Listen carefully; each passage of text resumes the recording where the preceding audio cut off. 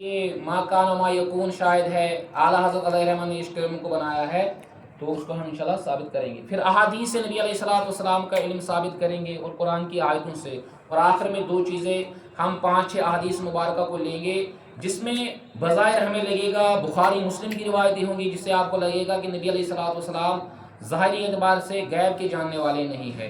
तो उन अहादीस का क्या जवाब दिया हमारे उलमाए किराम ने, खासतन जो हमारी मजलिस तहफ़्फ़ुज़ अक़ाइद है उन्होंने इस हवाले से जो मेहनत की है और हवाले वगैरह जमा किए हैं, वो भी इंशाअल्लाह मुस्तक़बिल उसमें हम देखेंगे। तो आप तमाम इस्लामी भाई से इल्तिजा है कि आप इस बयान में अव्वल ताक़त शरीक रहें। अस्सुकरी अलैहिर्रहमा, अबुल हमज़ा अस्सुकरी अलैहिर्रहमा से अपना शागिर्द सवाल करता है, हज़रत हमें बताइए तमस्सुक बिल असर किसको बोलते हैं? तमस्सुक बिल असर ये इल्म हदीस में या जो लोग इस्तेदलाल करते हैं उन्हें काम आती है टर्म तमस्सुक बिल असर, यानी किसी कुरान की आयत से, किसी हदीस मुबारक से जब एक मुज्तहिद इज्तिहाद करता है, फिर वो नतीजा निकालता है, उसके बाद वो कोई हुक्म साबित करता है। तो इस शागिर्द ने पूछा कि हुजूर हमें बताइए तमस्सुक बिल असर का माना क्या है, यानी जब कोई मुज्तहिद किसी असर से इस्तेदलाल करता है, इस्तिंबात करता है, इसका हकीकी माना क्या है। इस वाक़े को जब हम समझेंगे, पूरा बयान करेंगे, आप इसका पस मंज़र जहन में रखिए। आज हमें हमारे बड़ों ने तरबियत की कि नबी अलैहिस्सलाम ज़िंदा है, गैब जानने वाले हैं, हमारी फरियाद सुनने वाले हैं। तो जाहिर सी बात है इन बड़ों को भी किसी ने बताया होगा, फिर उन बड़ों को भी किसी ने बताया होगा, तो ये सिलसिला कहाँ तक पहुँचता है वो इंशाअल्लाह मुस्तान हम आपको अबुल हमज़ा अस्सुकरी अलैहिर्रहमा के वाक़े से समझाने की कोशिश करेंगे। अबुल हमज़ा अस्सुकरी अलैहिर्रहमा से शागिर्द सवाल करते हैं, हज़रत हमें बताइए तमस्सुक बिल असर का माना क्या है। इन्होंने बता दिया, बेटा सुनो, अगर मैं तुझे कोई मसला बताऊंगा, अगर मैं किसी मसले में तुम्हारी रहनुमाई करूंगा, अगर मैं तुम्हें ये बताऊंगा समझाने के लिए कि नबी व आखिर ज़मान सल्लल्लाहु ताला अलैहि वसल्लम हयात है, हयात हिस्सी के साथ, नबी अलैहिस्सलाम गैब जानने वाले हैं, नबी अलैहिस्सलाम नूर है, नबी अलैहिस्सलाम फरियाद सुनने वाले हैं, नबी अलैहिस्सलाम दूर व नज़दीक से अपने मुबारक कानों से सुनने वाले हैं। तो ए मेरे बेटा, जब तुम इस पे अमल करोगे, तुम्हारा अकीदा बन गया, तुम्हारे जहन में ये बात बैठ गई कि नबी आखिर ज़मान सल्लल्लाहु ताला अलैहि वसल्लम अल्लाह की अता से ये सब कुछ करने वाले हैं, फ़युक़ाल लका यौमल क़यामत, जब क़यामत का दिन होगा, जब तुम्हें अपने रब के बारे में पेश किया जाएगा, तुम्हारा रब तुम्हें पूछेगा, ए मेरे बंदे बताओ, आपका था, आपका अकीदा था कि नबी करीम सल्लल्लाहु ताला अलैहि वसल्लम हयात है, आपका अकीदा था नबी अलैहिस्सलाम गैब जानने वाले हैं, मन अमारा का बिहाजा, ये अकीदा आपको किसने सिखाया, इसकी तालीम आपको किसने दी, हमें बताइए इस चीज़ में आपको मजबूत किसने किया। तो ए मेरे शागिर्द, कि फिर मुझे बुलाया जाएगा, अल्लाह पाक मुझसे पूछेगा, ए मेरे बंदे अबुल हमज़ा अस्सुकरी अलैहिर्रहमा, क्या आप ही है वो शख्स जिसने मेरे इस बंदे की तरबियत की है कि नबी अलैहिस्सलाम गैब जानने वाले हैं। हाँ मौला, मैंने ही तरबियत की थी, मैंने ही इनको बताया था। फरमाया जाता है, ए मेरे शागिर्द, तुम्हें छोड़ दिया जाएगा और मुझे पूछा जाएगा, ए अबुल हमज़ा अस्सुकरी अलैहिर्रहमा, हमें बताइए आपको ये किसने सिखाया था। तो इमाम अबुल हमज़ा अस्सुकरी अलैहिर्रहमा बयान करते हैं, मैं कहूँगा मुझे इमाम आमश ने ये बयान किया था। इमाम आमश को पेश किया जाएगा और इमाम आमश से पूछा जाएगा, इमाम आमश आप बताइए आपको ये किसने बयान किया। तो इमाम आमश फरमाएंगे, मुझे इब्राहिम नखई ने ये वाक़या बयान किया था।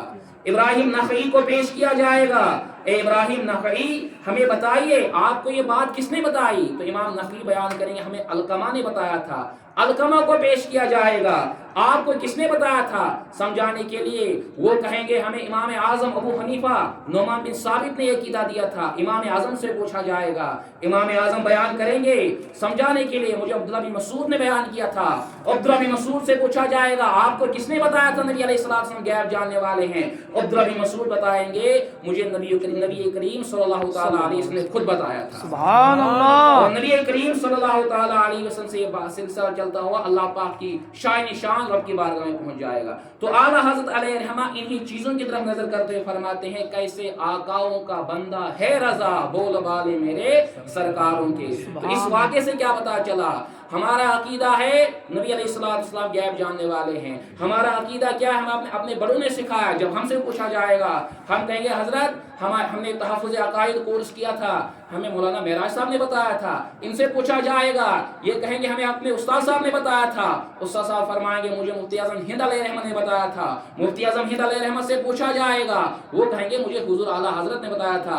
आला हज़रत से पूछा जाएगा, ये सिलसिला पहुँचते पहुँचते नबी करीम सल्लल्लाहु अलैहि वसल्लम तक पहुँच जाएगा। सुभान अल्लाह। तो ये हमारे अक़ाइद इन तमाम तर मशाइख से मनक़ूल होते हुए हमारे पास आए। ऐसा कोई मतलब डकी छुई बात नहीं है, इंसान सोचेगा शायद आज जो अकीदा है शायद आज से है। नहीं प्यारे इस्लामी भाइयों, ये 1400 साल से अकायद चलते आ रहे हैं जो अहले सुन्नत वल जमात के अकायद है। तो इस वाक़े से हमने ये सीखा कि हमारी जो बुज़ुर्गाए दीन के साथ जो ताल्लुक़ है, जो निस्बत है, उस निस्बत का अलग ही फ़ायदा है। इसीलिए हमारे बड़े बयान करते हैं अहले सुन्नत, अहले निस्बत और अल्हम्दुलिल्लाह अहले जन्नत।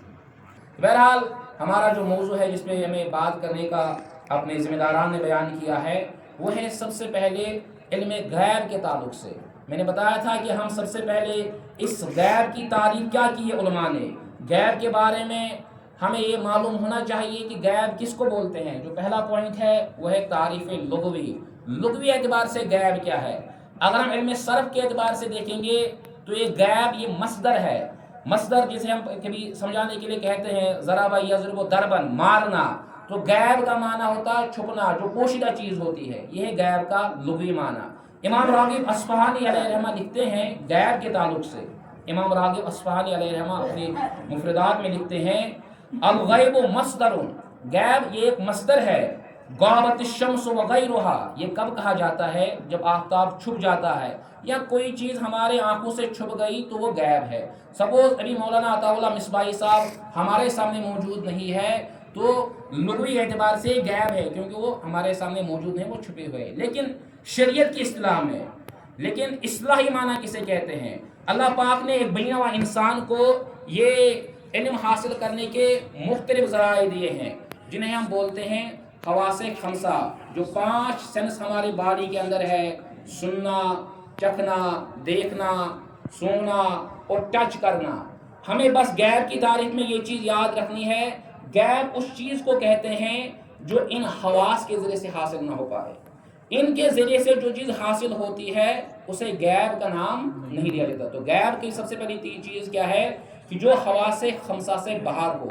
हवासे खमसा आँख, कान, आँख वगैरह जितनी भी चीज़ें हैं, तो अगर हम गौर करेंगे तो हमारे लिए मुरादाबाद या हमारे लिए मुंबई ये गैब नहीं है। वजह यह है कि हम मुंबई जाकर देख सकते हैं कि मुंबई क्या शहर है, तो हम इसका इदराक आँखों से कर सकते हैं। मज़ीद अगर हम गहराई में चले जाएंगे, आज का ज़माना साइंस का ज़माना है, तहकीक का ज़माना है। माफिल अरहाम, यानी जो ख़वातीन हमल से होती है, आज अल्ट्रासाउंड के ज़रिए या साइंसी तहकीक के ज़रिए से ये पता चल जाता है कि लड़का है कि लड़की है। हालांकि हमारा इस्लाम ये कहता है कि हमें उस पर एतबार नहीं करना। बहरहाल अगर कोई डॉक्टर कहता है कि मेरी तहकीक है, मैंने मालूम कर लिया कि खातून के पेट में क्या है, लिहाजा मुझे गैब है, तो उसे कहा जाएगा आपको गैब नहीं है, इल्म है, नॉलेज है, मगर ये गैब नहीं है, क्योंकि आपने आले के ज़रिए किया। जब आपने आले के ज़रिए किया, आपने रील देखी, रील देखने के बाद आपकी आंखों से आपने देखा उसको, जब आपने आंख से देखा तो वो गैब रहा नहीं है। हमारी आंखों ने कभी देखा ही नहीं, उसमें हमें क्या है, ईमान है। उनको हम अपने आंखों से कैसे सोच सकते हैं? कभी कानों ने सुना ही नहीं उसकी नेमतों के बारे में, कान कैसे सुनता, कभी दिल में उसका खतरा गुजरा ही नहीं। तो गैब की जो लुग़वी तारीफ़ है वो है जो चीज़ हमसे छुपी हुई हो, और इस्तिलाही तारीफ़ में हम इसकी तारीफ़ क्या करेंगे? इल्म गैब की तारीफ़ ये है जो हवासे खमसा से क्या हो, खाली हो और इसमें ना आ सके। जब तक आप गौर फिक्र नहीं करेंगे, जब तक आपके पास दलील ना हो, तब तक वो अकल में नहीं आ पाएगी। अब जन्नत है, हम अगर अपने दिमाग से पूछेंगे, बाज़ औक़ात इंसान सोच सकता है कि हो सकता है मेरा दिमाग इनकार कर दे, लेकिन हमारे पास दलाइल है, कुरान है, हदीस है। कुरान में जन्नत का जिक्र है, कुरान की आयतों में जहन्नम का जिक्र है, हम उसको पढ़ सकते हैं, दलील अखज़ कर सकते हैं। तो जन्नत और दोज़ख का इल्म हमारे लिए क्या है, गैब का इल्म है। तो गैब की दोबारा हम आएंगे, लुग़वी एतबार से इसका माना है छुपी हुई चीज़, और इस्तिलाही माना से इसका माना है हवासे खमसा से जो क्या है, बाहर है। ठीक है, तो ये हो गई गैब के ताल्लुक से। फिर इसमें है कि इल्म गैब का मुनकर का क्या हुक्म है। जैसे हमारे ज़ुबैर साहब ने पूछा था, तो इस बारे में हमारे उलमाए किराम ने हमारी तरबियत फरमाई है। गैब के जो दर्जात हैं वो 3 दर्जात है। आपको मुझे के साथ सुनिए।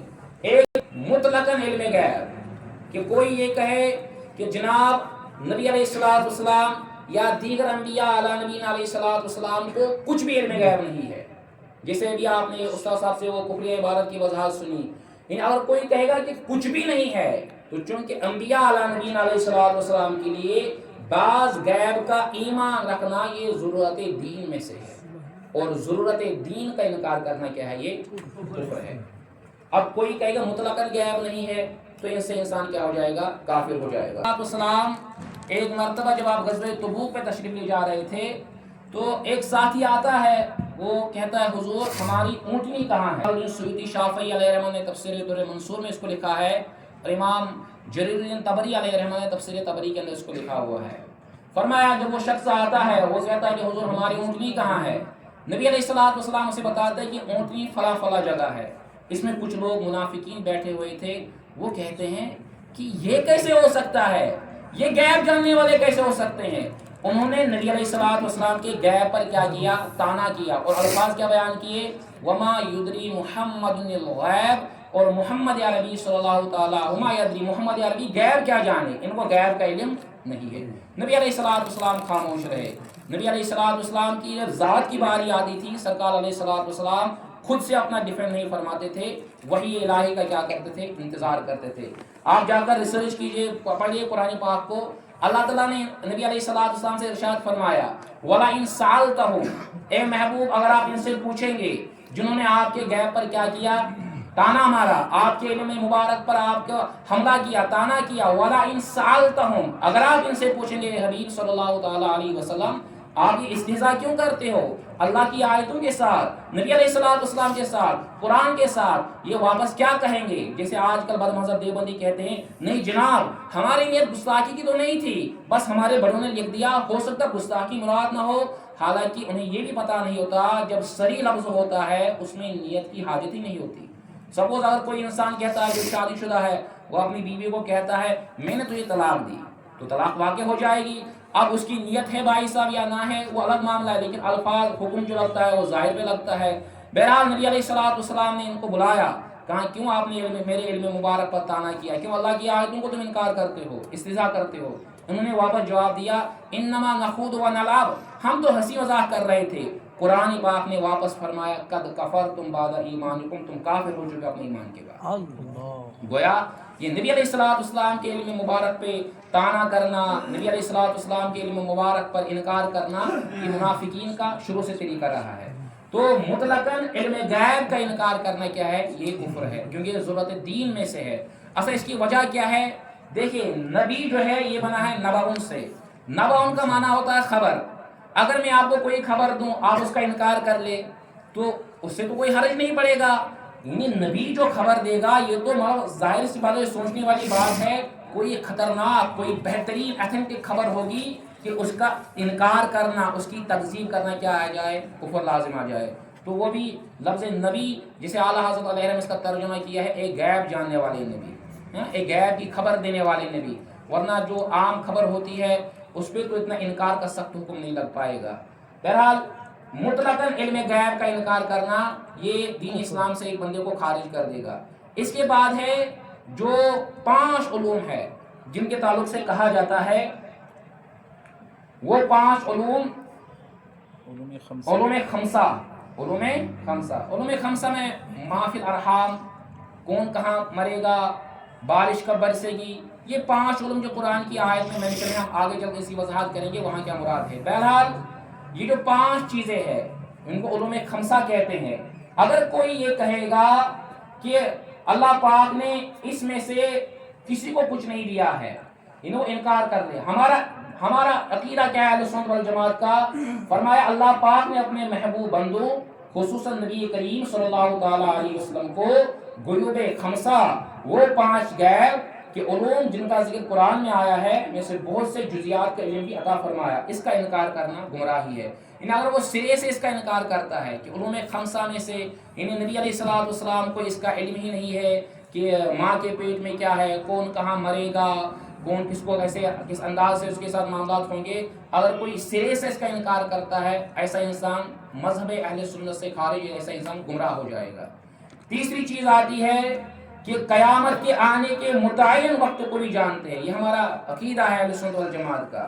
لیکن اس عقیدے میں انہیں کچھ علماء کرام کا اختلاف بھی رہا ہے. اگر کوئی اس کا انکار کرتا ہے، یہ نبی علیہ السلام کے ما یکون کے علم مبارک کے بارے میں وہ کلام کرتا ہے دلائل کی بنا پہ، گستاخی کی نیت نہ ہو، جو مسئلہ اہل سنت کے علماء کے درمیان ہی مختلف ہے، تو اس بارے میں ہمارے علماء کرام نے فرمایا ہے نہ تو یہ کفر ہے، نہ گمراہی ہے، نہ فسق ہے، البتہ ہم یہ کہہ سکتے ہیں وہ خطا پر ہے، محرومی ہے اس شخص کے لیے جو نبی علیہ السلام کی اس علم کا اقرار نہ کرتا ہو. دوبارہ آپ سنیے، مطلقاً نبی علیہ السلام خمسہ کا مطلق انکار کرنا، یا یہ کہیں کہ نبی علیہ السلام کو علوم خمسہ کا علم نہیں تھا، اس سے انسان اہل سنت کے مذہب سے کیا ہو جائے گا؟ خارج ہو جائے گا، جی گمراہ ہو جائے گا. تیسری چیز ہے خالق اور مخلوق کے درمیان علم میں فرق. سید اعلیٰ حضرت امام محمد رضا خان علیہ رحمۃ الرحمان نے بڑا پیارا فرق سمجھایا ہے الدولۃ المکیہ کے اندر. فرمایا پورا وہ کالم کے ذریعے علماء نے سمجھایا اس نقشے کو. فرمایا سب سے بڑا فرق کیا ہے کہ نبی کریم صلی اللہ تعالیٰ علیہ وسلم کا جو علم مبارک ہے، یہ علم مبارک نبی علیہ السلام کا عطائی ہے، یہ نبی علیہ السلام کا ذاتی علم نہیں ہے. وہ علم غیب کے